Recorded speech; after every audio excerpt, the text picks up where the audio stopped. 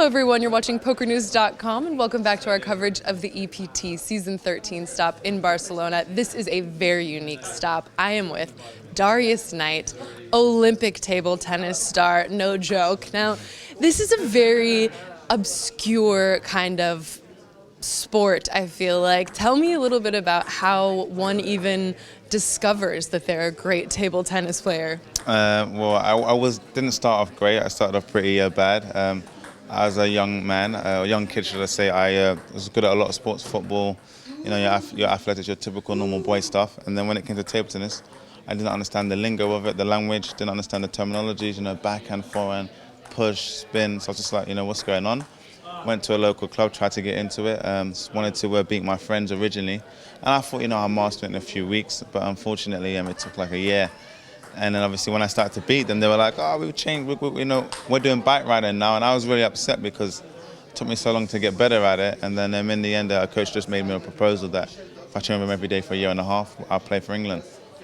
Before that, I'd never traveled before, I'd never been outside of London, didn't have a passport, never, you know, so I was just like, are you sure?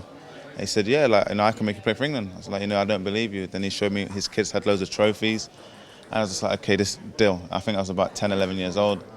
And after that, I forced myself to train every day. I got better, and then I eventually played for England in a year and a half. Wow. So is it very similar then to a lot of other things, obviously starting at such a young age, that essentially it takes so much time, so much work, and so much energy that in some ways it becomes your life?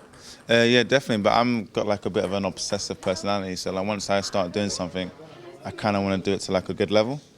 Until I'm satisfied, I'll just say I'm the best, you know, and it just took me a long time to say that, you know, and yeah, and obviously when I started, I enjoy it? I did a little bit, but then obviously as you get into it, you start taking the sport to another level. You start finding out things, new shots. You start getting obsessed with the clothing, the bats, the catalogs.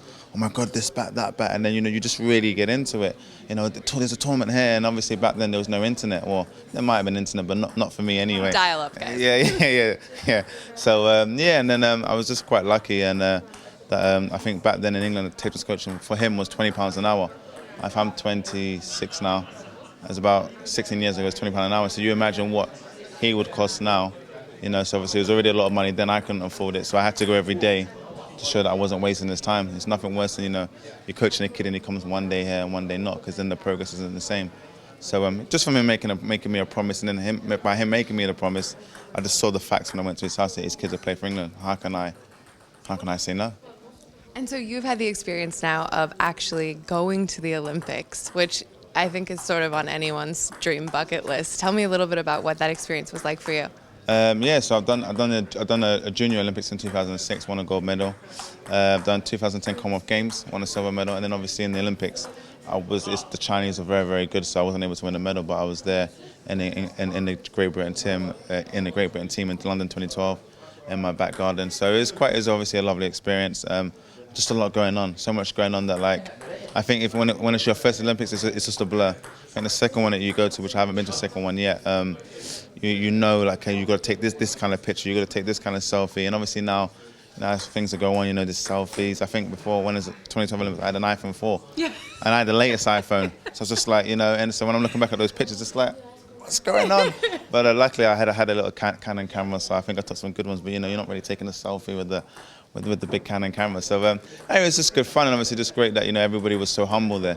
You know, there's, you know, thousands of Olympians, and everybody, it's like, you know, it's like you're in like a special club. You can't disrespect anybody because everybody's there for a reason. Everybody is respectful. Obviously you've got the few mega stars, which obviously everyone gets a bit nervous or excited about. But I was just happy to be there. You know, it's not often you get to go to Olympics. It's not for anybody. It's like your own little degree in sport, you know, so that you've officially made it. I'm here, I did it. Well, it's interesting because I think there's clearly, even the way you're describing it, your personality. Okay, once I start something, I want to be the best at it. And sort of just, you know, the weird niche of table tennis. There seems to be a lot of parallels, I think, with poker. And actually there's, I think, a lot of sort of athletes and Olympic athletes and stuff who have found themselves interested in the game. So are you interested in poker? Absolutely. I'm holding off it. I'm holding off it because once I start, you know, that's my life. It's really going to take over. So I think I know I like it. I know I like it already. I just love like I just find it funny just seeing all the people like with glasses and stuff like that. Because you know, I mean, me, I'm like It's kind the of same, all the gear. yeah. But I'm like, if I was gonna go, I'd just dress normal, no glasses. You know, like for me, it's a bit like it's like you know, you're a little bit. You know, I'm like just there. You know, I'm a type of guy. I swallow my blood. You know, I'm not giving in. But I do love it. That's why I'm here supporting it as well. And I'm trying to hold off my professional poker career or my hobby career. You know, until I really understand every angle of it. And you know, and I'd like to learn from a pro a little bit, the thinking of it, and I just use my brain of what I learned from table tennis, how to compete. Because in tennis, it's always 2-9 on what you're gonna do. Do you go all guns blazing, or do you play it safe? You know, if you're playing against a better player, you got to go for it. Playing against a guy that you think's a bit worse than you, depending on how he's behaving, you got to make him play because you're a bit more consistent. If I know I'm more consistent than you, I'm faster than you, stronger than you, I'm not worried because I know that in the long run I'm going to win unless I'm having a bad day. I mean, there's very many parallels, I think, to poker. Then I feel like you're already you're halfway there. But I haven't taken it. Once I step in the door, I'm not stopping. But I think I need a few help from some of the pros. But yeah, no, and just having like those persons. There's a lot of table players that do play. A lot of the Scandinavian players play, the Swedish, the Danish. Like it's part of their culture, a lot to play. I'm just holding off. You know, like, I'm really holding off. You know. You gotta wait for it. Well, I understand that you also created your own line of table tennis gear. Yeah. So yeah, just from playing, you know, like kind of like I realized that like I'm always thinking ahead. So I didn't want to like get to like 30-something years old and think, what am I gonna do? You know, I hate that kind of war. I've been struggling like my whole life, competing, you know, fighting hard, trying to be the best. So I just thought, while I'm relevant, take a step off my career, get this sorted. And then once I got into it, I'm obsessed with it. Like, I don't sleep on it all the time. And I just saw a lot of things that like the companies are not doing that I think I can do better and just do it good and give, you know, like now, you know, if you buy a car, you can get any color you want. You know, 10, 15 years ago, there's only a few colors you can get. So it's just, I think our sport's a bit behind, you know, updating with times. And I've got loads of academies in London with kids in schools. And so the best way I've done it was the safest way to just do it and see what they like. Listen to them, and they're like, "Sir, I want one of your shirts. Can you get my mom wants this table? Can you get a black table?" I'm like, "Of course I can. I can't really, but just make it happen, you know. China, I need this table. Bring it in. There you go, you know. So just make it happen, you know."